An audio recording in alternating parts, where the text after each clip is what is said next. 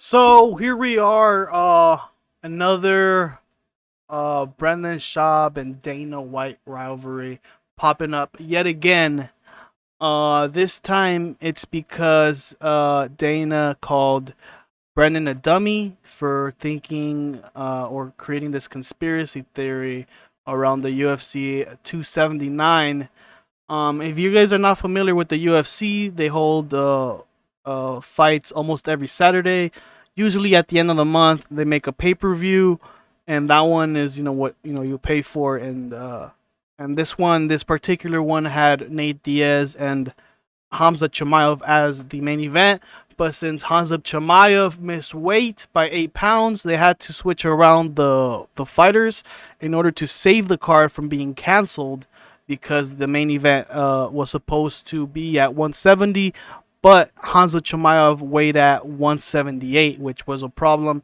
And Dana said so also because the Athletic Fighting Commission would not allow Nate Diaz to for Hamza to have such a big weight advantage against him, and they'll basically cancel that fight. But since they did not want it to get canceled, they moved around the fighters, and there was already a fight happening in catchweight because it was like a fight that was one of the fighters that was supposed to have their opponent.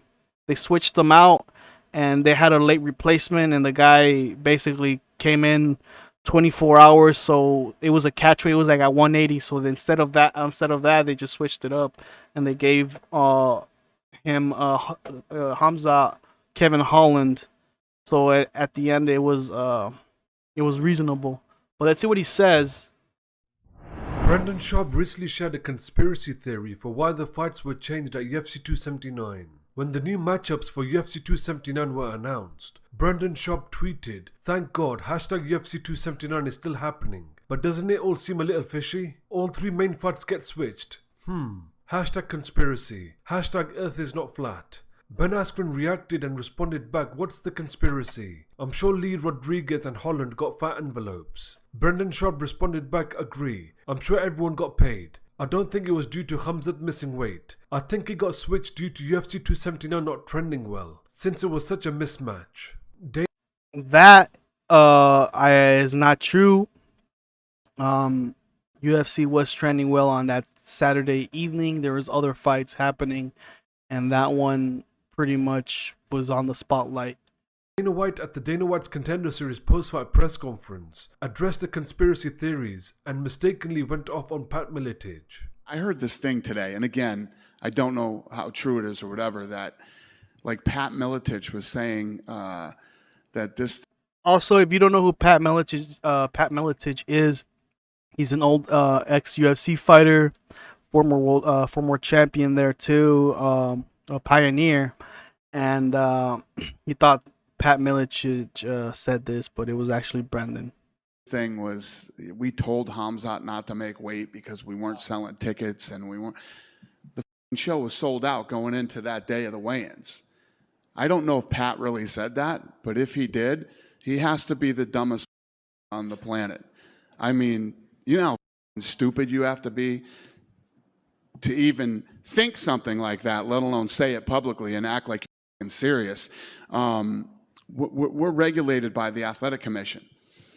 And if you think that we told Hamzat Chimaev to not make weight, then Hamzat shows up and the fans are all pissed off at him and stuff, and he's going to just, and knowing, if you know anything about the sport, this is a guy that was actually in the sport, training and fighting and everything else. If Pat really said that, it's holy. We might have to send him out to the clinic here, the brain clinic, get him checked out. So also, this is not Pat Miletich who said it. So instead of saying Pat, it's Schaub. So he's actually saying, holy S word. We might need to send him out to the clinic, the brain clinic. That goes on to say that that's for actually Brendan because Pat didn't say that. So in a way, he's saying that Brendan needs to get his head checked out. Thank you, sir. All right, buddy. Done with me? I believe that was Brendan Schaub who said that. It was what? Brendan Schaub who made up that conspiracy. Oh, it wasn't Pat Miletich? think so. Well, I apologize to Pat Miletich then. That makes sense. Bye. That makes sense. A little dig. Let's see what the people say in the comments here. That makes sense. Chris harder than any room. Shop's done. No, this is wrong. Dana said the commission would never allow the Nate and Hamzat fight to happen because of the weight discrepancy was too big while booking Lee and D-Rod. That this fight, the Lee and D-Rod is a it's a catch weight. So they're gonna do it at 180. I think it was at 180 that fight. Oh no. That was at 170. Let's see his Brendan's response. Here we go. I gotta read this. Run on. There's no there's no spaces in this. I hate reading stuff like this because it makes me forget where I'm at. All right, this is what Brendan said. Oh God, here we go again. I've been nothing but cool and thought you'd learn from your last time you mentioned my name and got destroyed. Unfortunately, not surprised. You're a bully. Always have been. You put on a pair of designer jeans and some hip sneakers and think you're cool. You're still a dork with a frat boy vocabulary. Calling me and numerous people dummy, dumbass, effing idiot, cause we have questions about the chaos at UFC279. Also, no one is talking about gate tickets. I was referring to pay-per-view buys and how UFC 279 was trending, which you don't release to the public, but say it went effing great, bro. So we just don't buy that. You're telling us after lying numerous times about the sheet media you picked to attend the fights, don't have the balls to call you out. Just in recent press conference, you were caught lying and about extra compensation to the fighters. You need an you need a reality check. You're surrounded by yes men. You're not special. You're not original. You're a low budget Vince McMahon. Every move you make is a copycat of that dude. Only thing you have in common is you're both on steroids and dress like a-holes. Need I remind you, your origin story is a failed cardio kickboxer instructor who had two rich friends in high school to fund his business. Now you need to make a cool video with the Nug Boys to stay relevant, or have your PR team come up with a good press story to distract the fans away from fighter pay and how they have to wear those awful Under Armour rock shoes and won't see a dime. Dummy. P.S. Quit stealing my shows on Think Boy Network and recreating it on Fight Pass K. Also, leave Pat Miletich alone. So a lot of stuff to break down here. Here we go again. This is what so what he's talking about is a long time ago when him and Dana talked about sponsors, and I managed to pull a clip of when he talked about. I don't know if you guys want to hear it. Let's see here. Yeah, it's a bummer. Right. It'll break your heart. Yeah, definitely. I thought my phone was dead. I wasn't gonna be able to access my questions. I'm gonna be super sad. Oh, Here's Brendan talking about Dana and their past, just to give you guys a refresher. questions. I wrote a few things down. Yeah. Is Jake Paul right about Dana White? In regards to like Fighter fighter pay. pay. This is my take on fighter pay. So, you run a business, I run a business, right? You have your own network, I'm on network. You have, I have other businesses I'm involved in. I don't know their fucking overhead. I don't know. I know. I know they had their biggest year ever last year. Could they pay them more? 100%. They probably could. I don't know what that number is. And then also, like, it's not like I think one of the reasons, obviously Jake Paul gets a ton of hate and all that stuff, but nobody's done more for fighter pay and and putting certain fighters in the spotlight and showing what somebody can do when they take their career. But also, like, Jake Paul's only done like three events, so he hasn't done a lot. but I get what he's saying. He hasn't done enough events to like be like, oh, he's changing the world of fighter pay. And boxing, yeah, but he's also paying those guys a lot of money because it's. I mean, Jake Paul is he's a he's like a not a Conor McGregor, but like he does sell well if it's a good opponent. But last up, the last fight that they made with Tommy Fury, everything came down on it, and now he's gonna fight Anderson Silva, and we know him fighting Anderson Silva is gonna make numbers. So it all depends on who you fight. So I think every fighter, instead of hating on him, which you don't see a lot of fighters hating on him now, but before it was really bad. But I think now, like since he's gone that angle, so many fighters, and Jake has said this behind closed doors, like, dude, thank you, man. Because guys currently under contract can't speak like that because they'll be disciplined, man. Right. They will. Maybe they don't get the big fight they want, the big sponsor. Like, you'll definitely be disciplined. So I think Jake Paul's fighting the good fight. I used to be, dude, when you know how people have chips on their shoulder, I used to have a fucking stack of Pringles against Dana White. Right.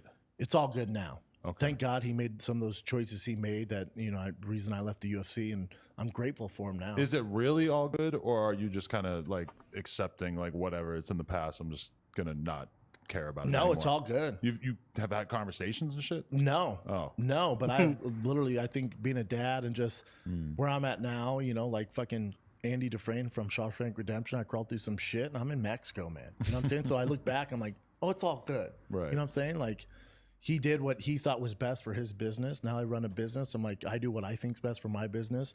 I don't know the X's and O's of the UFC. I don't. Could they pay guys more? 100%. But if you want change, like it starts with the fighters, man. And when they were starting the fighters union, the guy who was in charge of it was the guy who started the baseball players union, which is the best union, the best deal any professional organization. Okay, yeah. He does make a good point about being creating a fighters union. UFC doesn't want that, but also a lot of fighters don't want that because there will be like a set amount of money they make. But when you're like a Jorge Masvidal or Nate Diaz or Conor McGregor, it will go against you to want to make the same amount of money as everybody else. Because you are actually, the biggest star there, and you'll be making the most money from whatever they negotiate. And if it's a Conor McGregor, he'll make a 6 million, 7 million, 8 million, whatever, and everybody else, if they are on his fight card, will make 100K from going down. So everybody benefits from having a big star.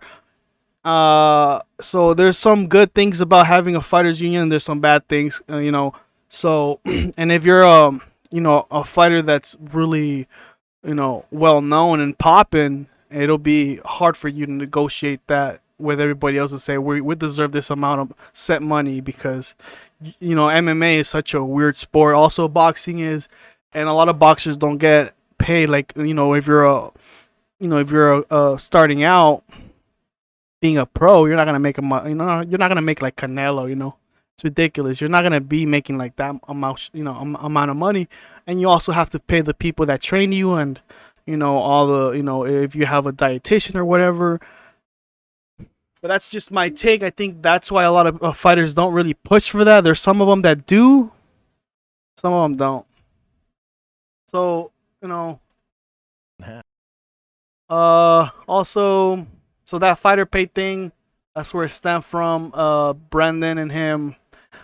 Brendan quit the UFC because they were getting rid of sponsors, outside sponsors. The UFC wanted to look more professional. They brought in a Reebok, and made everybody wear the same thing, and made it look more cleaner. And but again, they brought it back, and now the whole octagon is surrounded by sponsors.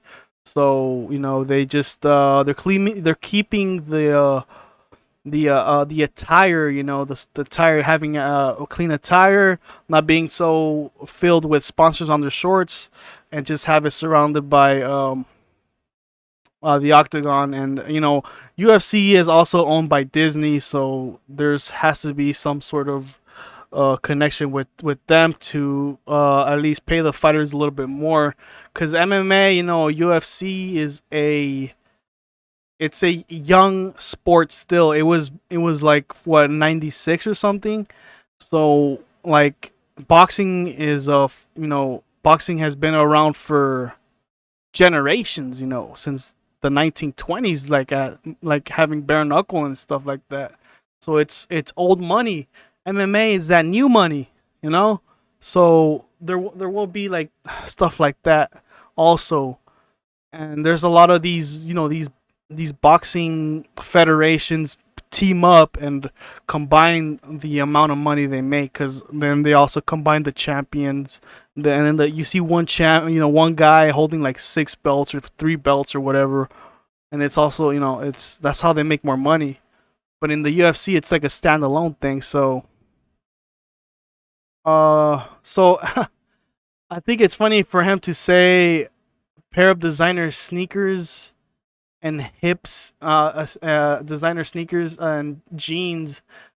Because Brandon, if you know how Brandon dresses, he literally wears skinny jeans and has the smallest beanie. So for him to call him, and then also frat boy, vocabulary. Anybody talking about vocabulary shouldn't be Brandon, because Brandon has pretty bad vocabulary. I have pretty bad vocabulary. I'll own up to it too.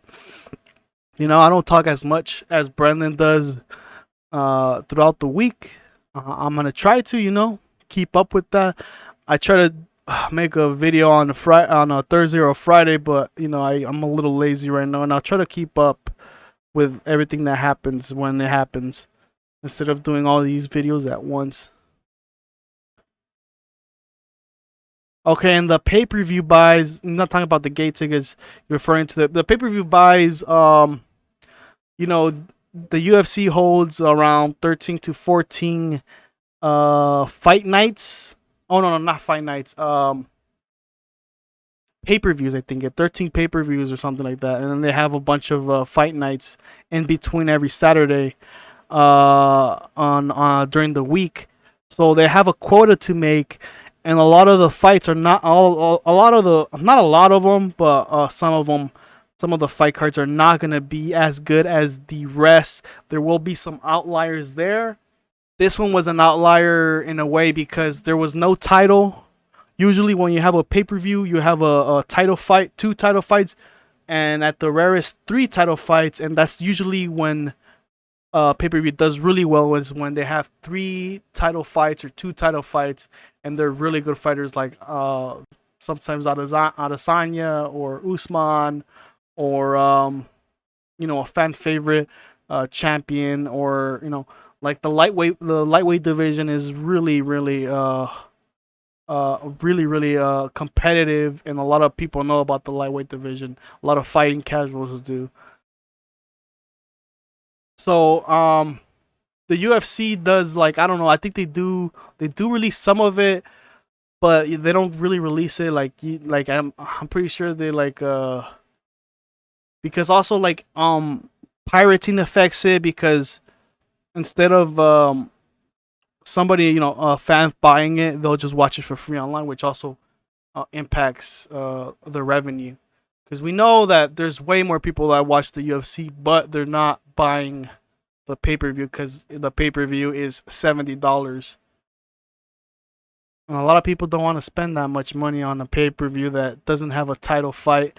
And all out of the two fight cards, out of the fight card, there's like two fights that are not really high interest, so people would just rather pirate it. I don't. I really hate streaming pirated fights, because there's a lot of always like shit that happens, like annoying stuff, and I just rather not deal with that and just pay for it, and be an actual fight fan, and then support the fighters, which I hope they're making from me buying the pay-per-view, right? You're surrounded by yes men is kind of also funny, because I'm pretty sure Brendan is surrounded by yes man. Let's see the comments here. See what they saying. Leave Pat alone. Brendan out here calling fighters daddy and thick. You should delete this. Great guy, never met him. W. Brendan. LOL, what? LMAO, are you kidding? Win for Schaub. Dana said 2 words and Schaub had a meltdown. More like Schaub took another L. He literally described himself. I mean, his vocabulary, like I said, is not the... We're calling Dana's vocabulary bad. Not as triggered as your dad, Schaub, apparently. My dad, I'm crying. What are we done here, bud?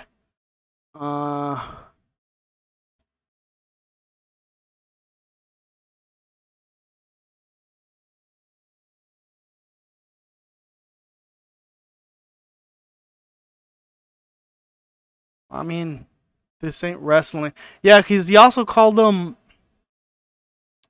He called him a low-budget Vince McMahon. Vince McMahon and Dana White are 2 different dudes. Like, I take Vince McMahon less serious. He does wrestling. You know, wrestling is like a novella with fighting in it. UFC is a combat sport. People get hurt here on purpose. And you have, in the WWE is more like a circus. Not to hurt any fans, WWE fans out there, AEW fans out there. It used to be, that's how wrestling came to be. It was a circus event. And it's staged, so I'm telling the truth here. But MMA, boxing, they're combat. You should not compare those 2 things and those 2 guys. They're millionaires, but they don't do the same stuff. One does real, the other one does scripted. Dana seems a little more defensive. Dana setting the record straight, meaning Hamzat lied about his weight cut. 10-8 Dana. Nah, one skiff. Not a lot of stuff here, to be honest.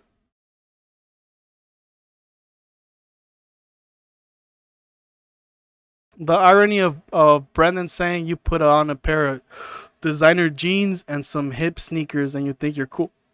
You have a frat boy vocabulary is insane.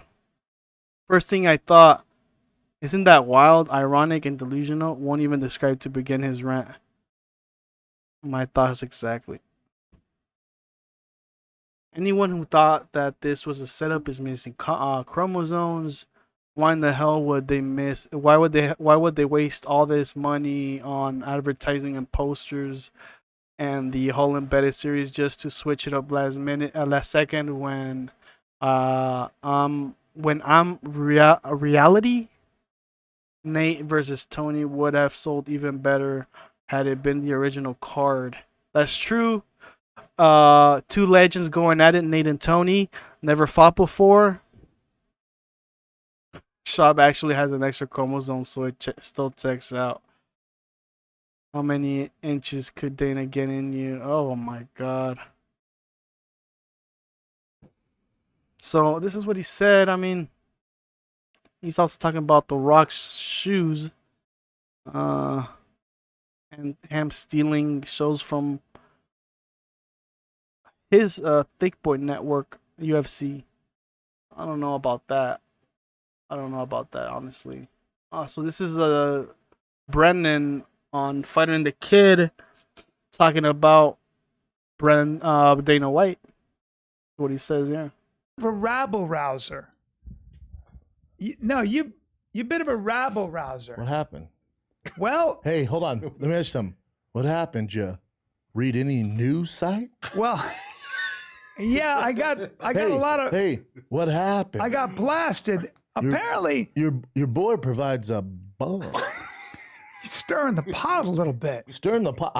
You- You know what I'm doing? My What? night last What night. are you doing? I'm about to. It's Schaub and Friends, right? Yeah. Another showdown, so it'll be cool, Yeah. right? I'm there with Dalia, Eric Griffin. Please don't do quiet brags, but just tell me the story. I'm not. So Yeah. we're all chilling, and then if I get it, and then He's very to the point.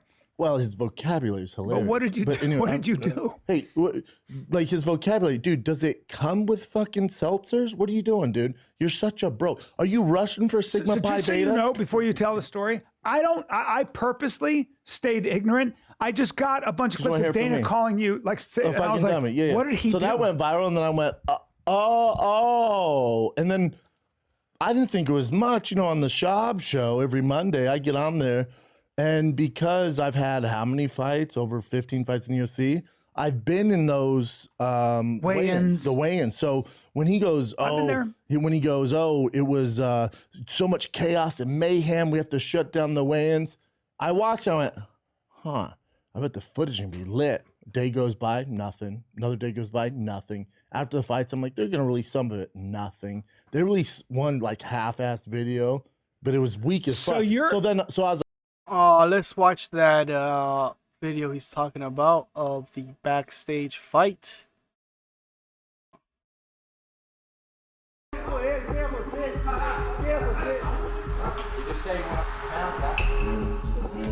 Did you say you want to out? You want to fight me? No, I said, do you say anything? I want to fight you. You want to fight me? I'm here. You said you were out? I'm here now.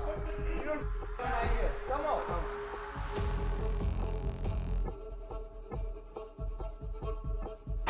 Him to ignore you. You ignore them.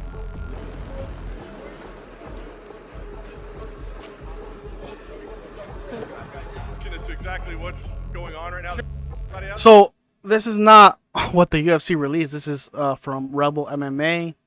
All this footage is from what they were able to get from what happened from the day it started. The UFC embedded.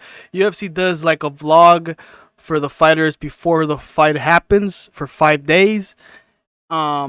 And so I'm pretty sure they just cut up all this to see what happened during that time. Back, it was kind of crazy. I had my popcorn and my shades, and I just kind of interested in what's going on. Trust me when I tell you this is the right decision not to do this press conference right now. And yeah.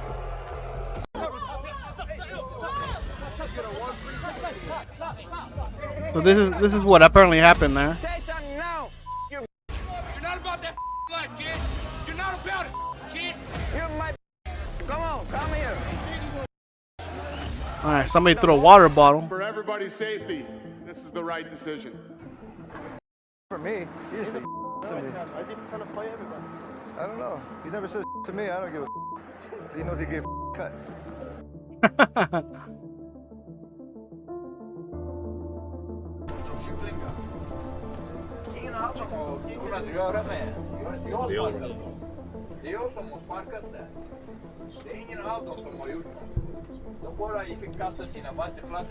Just threw their water bottles. Yeah, what happened? Him and Kevin started talking, and But then what happened with the Diaz side? they were on the other side, and they were talking and throwing stuff. All of us aren't going to jump Kevin. If we see Kevin and Hamza, we just say, these aren't fighting. We're not going to jump Kevin. No, I know. There's 30 of us. No, I just don't want But if we them. see the Diaz firm, then it's on. They're not here. Doesn't matter if we see them out. I it's know. on. You don't want to do that, though, do you? You want to fight Saturday? I don't really care. I've just said to you that. I don't really care, man. You should care. I don't. I'm here last second to save your card. It's not the other way around, bro. Okay, well then that's perfectly fine. I'm just telling you. I'm not saying nothing to nobody, just bro. saying You guys there's are walking up on 30 me, trying to have conversations with me and shit. None of us are going to get involved. That's what I said to them. I mean, none of my boys have ever got. So I don't know if you guys are familiar. Darren Till here, also another UFC fighter. He's friends with Hamzat, and he's talking to Kevin Holland, who, Hamzat almost they almost got into a fight backstage. So I guess they're trying to settle down here and You guys talk gotta about remember, it. like I live, I'm from California. It's like 3 hours away. You guys are like 20 hours away on plane. You know what I mean? You guys got 30 here right now. I'd have 100 here by the night. You know? Yeah. There's something on my phone called alerts. Do you guys have that? If you have an iPhone, you get something called alerts. All right, this is Hamza making weight. 178 and a half. 178 and a half, the official weight for Hamza Chimaev. Holy titties, boys. Okay, missed weight there. A lot of people Hamzat react missing weight to wasn't it. one of them. Been a hell of a night and a hell of a morning, buddy. Let me tell you. Didn't even figure anything. It just all happened. Everything just flicked in the quick style. So so that's 1-0 on him. So if I could get through this dude tomorrow, then that's 2-0 for the weekend. So this is 2 for 1.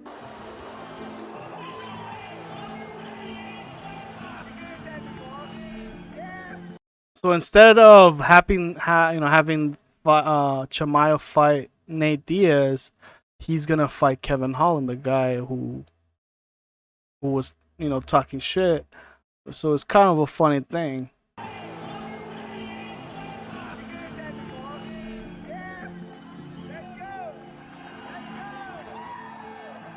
They stopped that. I don't know. I want to move continue that. Hey, this Weight by that much. fuck. They stopped that. I don't know. I want to move continue that. Hey, this is Chechen, mother. Shut up, guys. And you boy up. I'm backstage as well. Woo! He goes on about all this gangster brother, I'm the real gangster. Fake. Yeah. A lot of people were upset. And then during the fight happens. Hamza automatically wrestles him and takes Kevin Holland down. He chokes him. There you go, him seeing there rolling, and then he gets him in this choke right there, and that's what causes the finish, and Hamza wins. I'm here with the winner, Hamza Chimaev. Hey, so what now? Say something! I come down in the cage. I'm down in the cage. I never leave that cage now. I think this made it more interesting, them talking, shit, and then them actually having to face each other instead of having the original opponents. Made it much more interesting. That, especially again. A long time ago, Khabib's chest was afraid of him, just like this chest motherfucker was afraid of me yesterday. And so Chest in the back. then we have this Tony and Nate fight. They're gonna fight, and wow, one of the weirdest fight I've seen in a while. Some people said it was plain sloppy. They look like a bunch of old dudes out there. Shouldn't even been in there no more. And right there, this is where Tony gets finished by Nate. He dives in, tries to take him down, and then Nate grabs him by the neck.